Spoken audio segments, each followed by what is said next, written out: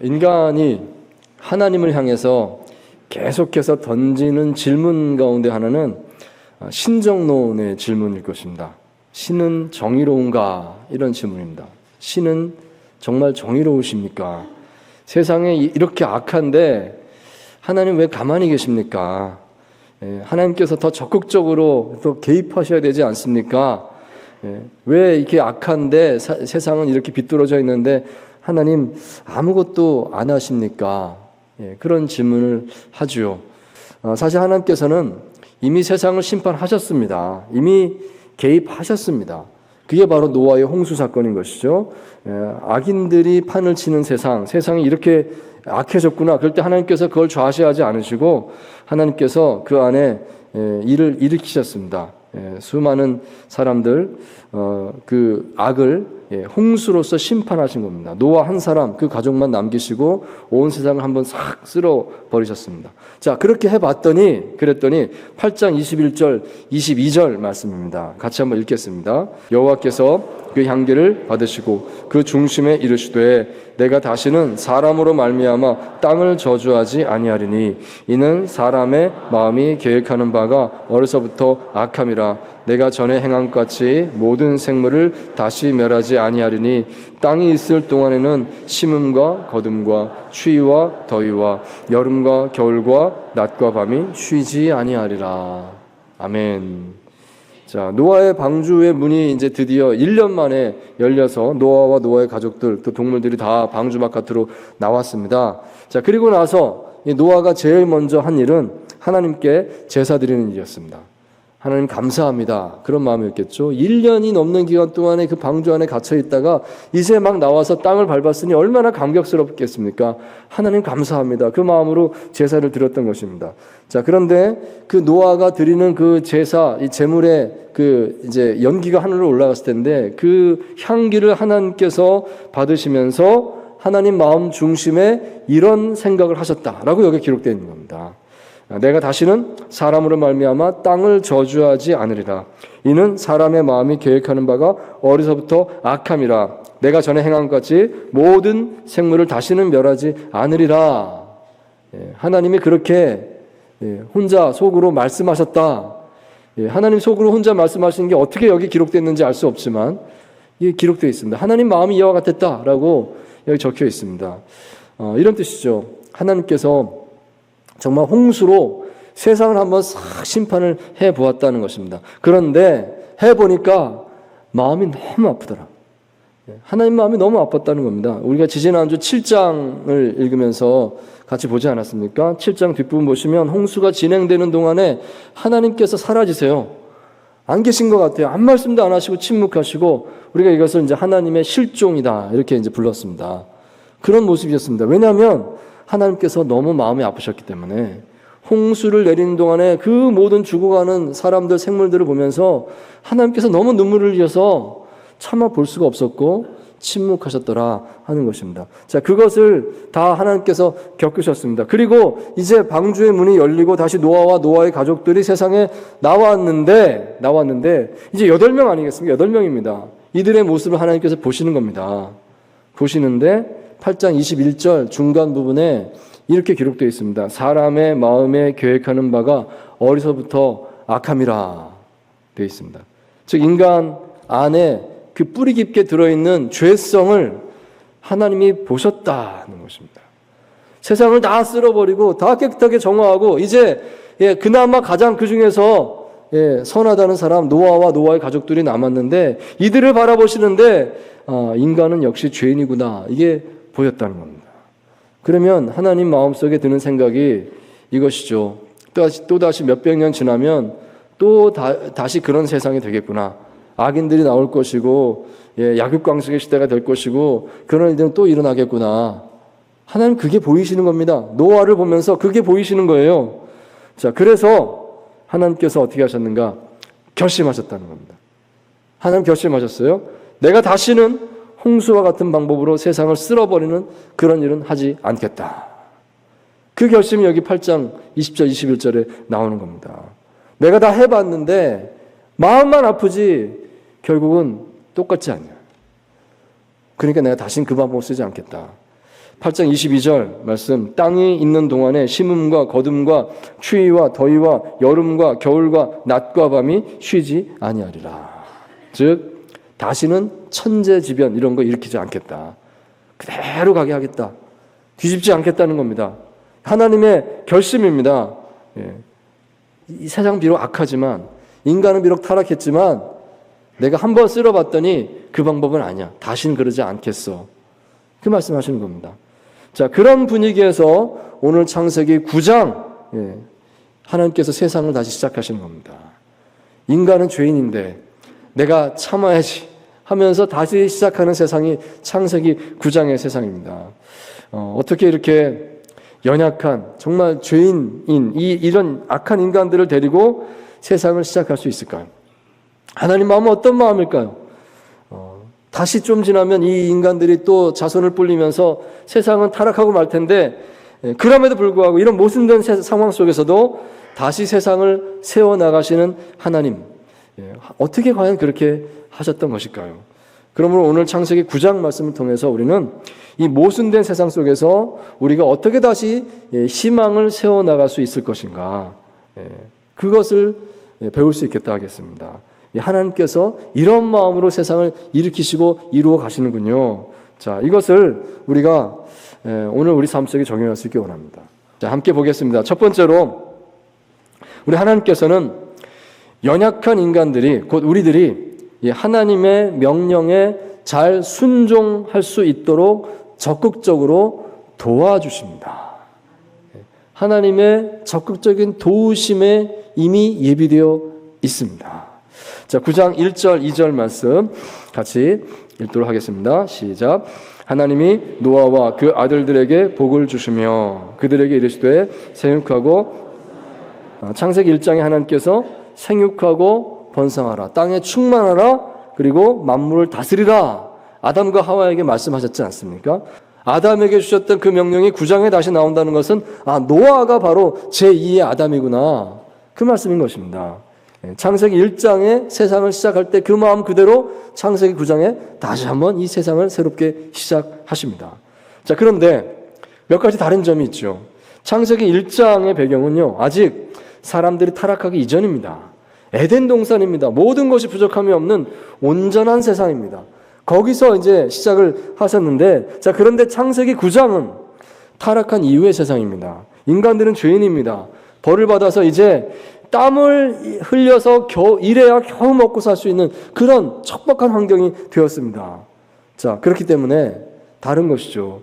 여기 9장에서 하나님께서 몇 가지 다른 명령을 덧붙여서 주시는 것을 우리는 발견할 수가 있습니다. 자, 2절 말씀을 다시 한번 보시기 바랍니다. 보시면 땅의 모든 짐승들, 또 공중의 여러 새들, 또 기는 것들, 또 물고기들, 이들이 사람을 무서워하게 되었다 되어 있습니다. 너희를 두려워하고 너희를 무서워하게 할 것이다. 하나님 그렇게 만드셨다라고 되어 있습니다. 그리고 이것들을 너희 손에 붙였다, 이렇게 말씀하시죠. 이건 창세기 1장에 없던 말입니다. 9장에 새로운 창조를 시작하시면서 여기엔 이 말씀을 덧붙여 말씀하십니다. 왜 그랬을까요? 환경이 바뀌었다는 것입니다. 이제는요, 동물들이 그 에덴 동산의 그 동물들이 아닙니다. 이 동물들이 사나워졌습니다. 아마 육식동물도 생겨난 것 같습니다. 에덴 동산에서 아담과 이 동물들의 관계는요, 아담이 이 동물들을 다스릴 때 동물들은 아담에게 순종했습니다. 다 아담에게 나오고 또 아담은 동물들 이름을 지어주고 그런 좋은 관계였지 않습니까? 근데 9장에는 더 이상 그렇지 않습니다. 동물들과 인간들이 경쟁해야 됩니다. 생존 경쟁이 일어났습니다.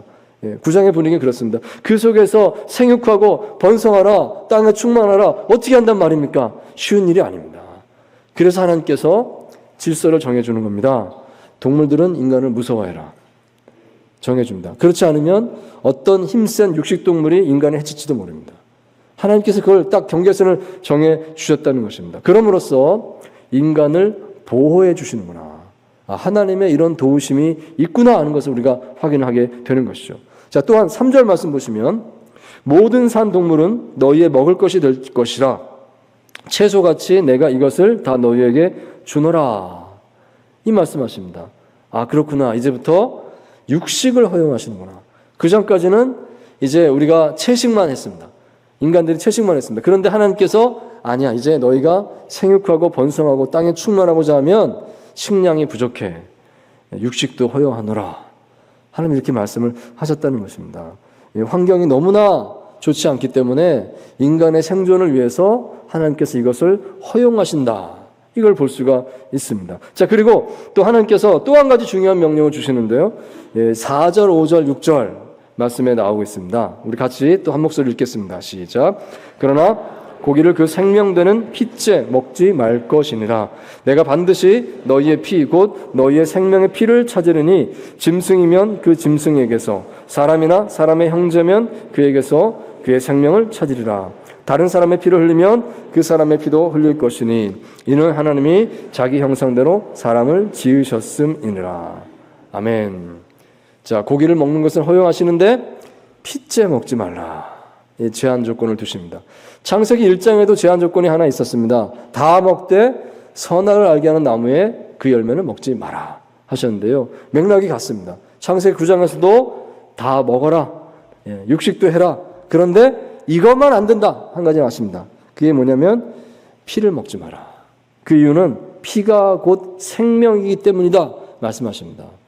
하나님께서 딱 제한을 걸어두시는 겁니다. 그럼으로써 생명을 존중하는 마음을 가져라 하는 것입니다. 이 악한 세상, 타락한 세상 이제 살게 그래도 하나님께서 기회를 주십니다. 하지만 이것만은 기억해라. 생명은 소중한 거야. 남의 생명 해치지 마라. 특별히 바로 이어서 하시는 말씀이 사람의 생명을 해치지 마라 말씀합니다. 내 형제의 생명을 해치지 마라 말씀합니다. 거기 왜 형제라는 단어가 들어갈까요? 하나님께서 기억하는 겁니다. 가인이 아벨을 죽였지 않습니까? 다시 똑같은 일이 벌어지지 않기를 바라신 마음이 들어있습니다. 사람의 생명은 소중하다. 만약에 생명을 해하게 되면 내가 생명으로 그 대가를 묻겠다. 그러니까 이런 뜻입니다. 너의 생명 귀한 줄 알면 남의 생명 귀한 줄도 알아야지. 하나님 이렇게 말씀하는 겁니다. 그걸 미리 교훈을 주셨다는 것입니다. 자, 여기서 우리가 확실하게 알게 되는 것은 하나님의 도우심이다 하겠습니다. 이 모순된 세상 가운데서 인간들이 생육하고 번성하고 충만하고 세상을 다스리는 그런 삶을 살고자 하면 하나님의 도움이 필요한데 그 도움을 하나님께서 미리 주셨구나 하는 것을 알 수가 있습니다. 이렇게 먹고 살아라. 육식도 허용한다. 하지만 피를 먹으면 안 된다. 생명이 소중하다. 하나님께서 미리 이 테두리를 쳐주시면서 살 수 있도록 도와주신다는 것입니다. 여러분, 이 속에서 우리는 이 타락한 세상 가운데서 하나님께서 세상을 그래도 운영해 가시는 하나님의 마음을 느끼는 것입니다. 다시는 심판하지 않겠다 하셨어요. 하지만 그래도 이들이 제대로 살아가려면 서로 죽이는 세상을 만들면 안 되지. 그래도 겨우겨우 살아가지만 육식도 해야 되지만 그렇다고 그래서 서로의 생명을 소중히 여길 줄 알아야지. 하나님께서 이것을 이렇게 딱 도와주시면서 살 수 있게 만들어 주셨다는 것입니다. 여러분, 이러한 하나님의 도움이 있는 세상 속에 우리가 살고 있다는 것을 꼭 기억하시기 바랍니다. 자, 두 번째 봅니다. 두 번째로 하나님께서는 우리의 필요에 아주 세밀하게 응답하십니다. 심지어 우리 감정까지도 돌보시는 하나님이시다 하는 것을 생각하시기 바랍니다. 자, 9장 11절 말씀 또 같이 읽겠습니다. 시작. 내가 너희와 언약을 세우리니 다시는 모든 생물을 홍수로 멸하지 아니할 것이라. 땅을 멸할 홍수가 다시 있지 아니하리라. 아멘. 자, 여기 언약이라고 하는 단어를 눈여겨보시기 바랍니다. 내가 너희와 언약을 세우리니 이렇게 말씀하십니다. 하나님께서 인간들과 의도적으로 언약을 맺기 원하셨다 하는 것입니다. 왜 그러셨을까 생각이 들죠? 왜 언약 얘기를 갑자기 하실까? 이게 당연한 것 같습니다. 하나님께서 왜 그러셨는지 생각해 보면 알 것 같습니다. 노아와 노아의 가족들은요, 지금 마음이 불안해 있는 겁니다. 1년 동안 방주 안에 갇혀서 그 물의 공포를 느끼며 살았습니다. 비가 내리는데 그치지 않는 비예요. 온 세상을 다 덮었는데도 끝나지 않는 비예요. 모든 높은 산이 다 덮였습니다. 그런데도 계속 비가 내렸습니다. 그 비를 경험했습니다. 자, 그러면 이 노아와 노아의 가족들은 이제 조금 구름이 좀 짙게 끼면 그 하늘을 보면서 어떤 마음이 들었을까요? 무서웠을 겁니다. 또 비가 오나? 비가 하늘에서 한 방울이라도 뚝 떨어지는 순간이 오면 어떤 마음 들었을까요? 이 비가 과연 그칠 건가? 저 흘러가는 시냇물만 봐도 저게 세상을 뒤덮지 않을까? 이런 걱정이 있지 않았겠습니까? 그런 트라우마가 있었을 것이다. 우리는 생각해 볼 수 있습니다. 하나님께서 그 마음을 아셨다는 것입니다. 그 마음을 아시고 그래서 하나님께서 하시는 것이 언약을 맺자는 것입니다. 즉 하나님께서 인간들 앞에서 맹세하시는 겁니다. 내가 다시는 홍수로 세상을 쓸어버리는 일을 하지 않겠다. 이게 언약이다. 하나님께서 그 말씀을 주셨다. 그런 것입니다. 일부러 그렇게 하신 것입니다. 우리를 안심시키려고. 자, 여기 9장 9절에서 17절 사이에 언약이라고 하는 단어가 몇 번이나 나오는지 한번 보시기 바랍니다. 많이 나옵니다. 거의 매 절마다 언약, 언약, 언약 하는 말씀하십니다. 세 번일까요? 7번이 나오는데요. 하나님께서 얼마나 언약을 강조하시는지 알 수가 있습니다. 내가 너희와 약속할게. 꼭 약속할게. 절대로 다시 세상을 멸하지 않을 거야. 너희들이 아무리 악하고 세상을 판을 쳐도 내가 다시는 쓸어버리는 그런 심판하지 않을 거야. 하나님이 언약, 언약, 언약 이 말씀을 하셨습니다. 여러분, 오늘날도 하나님이 그 마음으로 우리를 보고 계십니다. 그 생각합니다. 자, 그리고 하나님께서 그렇게 하시고도 부족하셨는지 언약의 증거를 말씀하십니다. 언약이면 됐지. 거기다 또 언약의 증거는 또 뭡니까? 무지개가 있다. 이 말씀을 하시는 겁니다. 12절, 13절 말씀입니다. 같이 읽겠습니다. 시작. 하나님이 이르시되 내가 나와 너희와 및 너희와 함께하는 모든 생물 사이에 대대로 영원히 세우는 언약의 증거는 이것이니라. 내가 내 무지개를 구름 속에 두었나니 이것이 나와 세상 사이의 언약의 증거니라. 아멘. 자, 언약의 증거니라. 언약만 말씀하시는 것으로 부족해요. 언약의 증거까지 대주겠다 하십니다. 비가 내릴 때면 구름 속에 무지개가 있을 것이다. 무지개는 무슨 뜻입니까? 내가 다시는 홍수로 세상을 쓸어버리는 이런 일을 하지 않겠다라고 언약하신 그 언약의 증거입니다. 무지개를 보면서 내가 다시는 홍수를 내리지 않겠다. 이렇게 약속했다는 것을 너희가 꼭 기억해다오. 그 마음을 표현하시는 것입니다. 우리를 향한 그 사랑을 그렇게 표현하셨다는 것입니다. 사실 무지개는 없어도 됩니다. 없어도 하나님이 언약하신 걸로 충분해요. 하나님 말씀하시면 그러면 그런 거지. 뭐가 더 다른 게 있겠습니까? 하지만 그렇게까지 무지개까지 보여주시면서 우리의 마음을 헤아려 주시는 그 하나님의 마음을 여러분 생각하시기 바랍니다. 여러분, 그래서 이 세상이 운영되고 있습니다. 악한 사람들이 많아요. 악한 사람들을 우리도 실수하잖아요. 넘어지잖아요. 인간은 다 죄인입니다. 그렇지만 하나님이 그런 마음으로 세상을 보듬어주고 있기 때문에 세상이 운영되고 있는 줄 믿습니다. 여러분, 그 마음으로 교회가 세워진 것이고 그 마음으로 오늘날 크리스찬들이 나가서 일을 할 수 있고 이 세상이 하나님 나라가 되어지고 있는 줄 믿습니다. 그 마음으로 우리가 세상을 볼 수 있기를 바랍니다. 자, 세 번째로 또 하나님께서는 당신의 약속을 이루기 위해서 직접 자신이 그 과정에 참여하십니다. 하나님께서 하나님의 약속을 이루기 위해서 직접 참여하신다는 것을 말씀하셨다. 이걸 꼭 기억하십시오. 자, 13절 그리고 16절 이 두 절의 말씀을 우리가 더 눈여겨보고 읽도록 하겠습니다. 함께 읽습니다. 시작. 내가 내 무지개를 구름 속에 두었나니 이것이 나와 세상 사이의 언약의 증거니라. 16절 무지개가 구름 사이에 있으니 내가 보고 나 하나님과 모든 육체를 가진 땅의 모든 생물 사이의 영원한 언약을 기억하리라. 아멘. 자, 여기 보시면 우리가 조금 더 눈여겨보고 싶은 부분이 있는데요. 하나님께서 무지개를 두시겠다 말씀하십니다. 자, 그런데 특징적인 부분이 그 무지개가 내 무지개다 말씀하십니다. 수익격이 붙어 있습니다. 내 무지개. 예, 그렇게 적혀 있어요. 또 13절, 거기 이제 그 무지개, 내 무지개를 구름 속에 둔다. 그러시고 16절에 보시면 그 무지개를 누가 본다라고 말씀하시는데요. 누가 보는가요? 16절 보시면 내가 본다라고 말씀하겠습니다. 내가 그 무지개를 본다. 하나님께서 보신다 말씀합니다. 우리는요, 무지개를 하나님께서 구름 사이에 걸어주실 때, 우리 보라고 걸어주셨구나. 그 생각만 하기가 쉽습니다.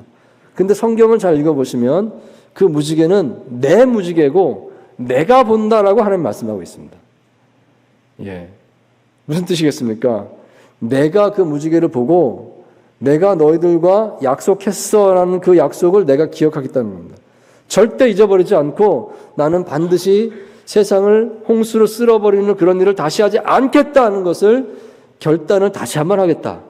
이 말씀을 사람들에게 해주고 있다는 것입니다. 그래서 내 무지개라고 말씀하시는 거예요. 내가 보는 내 무지개. 나 자신을 교훈 삼기 위해서 내가 무지개까지 걸어주지 않니? 이런 나의 결단을 좀 알아줘. 이게 하나님의 마음이었다는 것입니다. 여러분, 이것이 우리에게 큰 위로가 되는 줄 믿습니다. 하나님이 그렇게까지 우리를 사랑하시나요? 예, 그렇습니다. 그렇게까지 우리를 보호하시나요? 그렇습니다. 예, 하나님께서 이만큼 자신이 세우신 그 언약, 그 약속은 지키겠다는 의지가 강하시다는 것입니다. 여러분, 이것을 하나님의 언약의 주도성이다 이렇게 말을 합니다. 하나님께서 언약을 세우셨잖아요. 그럼 그 언약은 누가 이룹니까? 하나님이 이루시는 겁니다. 인간의 어떤 것에 의해서 이루어지는 게 아닙니다. 하나님이 세우신 언약은 그냥 하나님이 세웠고 하나님이 이루신다는 거예요. 인간이 하는 건 뭡니까? 인간이 하는 것은 감사합니다 라고 그 언약의 그 은혜를 받아들이는 것밖에 없습니다. 그게 하나님의 언약의 특징이에요. 예수님의 십자가 사건도 마찬가지다 하겠습니다. 이 십자가를 믿는 자마다 구원받습니다. 사람이 하는 게 뭐가 있습니까? 아무것도 없어요. 하나님께서 독생자 예수 그리스도 이 땅에 보내주시고 십자가에 죽었고 부활하고 전부 다 예수님께서 하신 거 아니겠습니까? 예, 구원의 길을 그렇게 활짝 열어놓으셨습니다. 우리가 하는 일은 그냥 받아들이면 됩니다. 믿으면 되는 것입니다. 그게 바로 하나님의 언약이다 하는 것이죠. 여기 무지개 언약도 마찬가지입니다. 하나님 다 이루셨습니다. 하나님께서 지키시겠다는 겁니다. 내가 보겠다. 내가 다시는 멸하지 않겠다. 결단하고 또 결단하십니다. 인간이 하는 일은요. 예, 하나님 감사합니다. 감사합니다. 받아들이기만 하면 되는 겁니다. 여러분, 이 사실이 오늘 우리에게 위로가 됩니다. 세상은 악합니다. 세상은 잘못된 건 투성입니다. 인간은 죄인입니다. 그런데 어떻게 이 세상이 운영되고 있습니까? 하나님의 이 언약에 기반해서 내가 하겠다고 하는 하나님의 의지에 기반해서 세상이 움직여지고 있는 줄 믿습니다. 이 하나님을 바라볼 수 있기를 원합니다. 사도 바울은 고린도전서 3장 6절 7절에서 이렇게 고백했습니다. 나는 심었고 아볼로는 물을 주었을 때 오직 하나님께서 자라나게 하셨나니 그런즉 심는 이나 물 주는 이는 아무것도 아니로되 오직 자라게 하시는 이는 하나님뿐이니라. 아멘. 예, 이 사도 바울도 또 아볼로도 정말 하나님의 소중한 사역자들 아니겠습니까? 많은 일들을 했습니다. 그렇지만 오직 자라나게 하시는 이는 하나님이시다. 그러니까 궁극적으로 결과적으로 하나님이 하십니다 하는 고백입니다. 여러분, 이 세상은 결국 하나님께서 이루시는 줄 믿습니다. 우리는 그 하나님의 이루시는 거대한 하나님의 그 능력의 손길의 한 작은 부분으로 쓰임받는 것인 줄 믿습니다. 그렇기 때문에 우리가 안심할 수 있죠. 위로받을 수 있습니다. 소망을 가질 수 있습니다. 세상은 비록 악하지만 하나님께서 포기하지 않는 한 반드시 하나님 나라가 이루어질 줄 믿습니다. 사랑하는 여러분, 우리가 이런 하나님의 마음을 가지고 이 세상을 바라볼 수 있기를 원합니다. 우리 하나님께서 도와주십니다. 우리가 알지 못했던, 그러나 우리가 그 현장에 뛰어들면 경험하게 되는 그 하나님의 도우심이 반드시 있음을 꼭 기억하시기 바랍니다. 우리 하나님께서 언약을 세우셨습니다. 약속하셨습니다. 그리고 세밀하게 무지개까지 보여주셨습니다. 우리를 그렇게까지 챙겨주시는 하나님의 마음이 있음을 꼭 생각하시기 바랍니다. 그리고 사람은 부족할지라도 하나님께서 하십니다. 그 하나님의 그 의지를 바라보시는, 그래서 희망을 가지시는 저와 여러분 될 수 있기를 주의 이름으로 축원드립니다.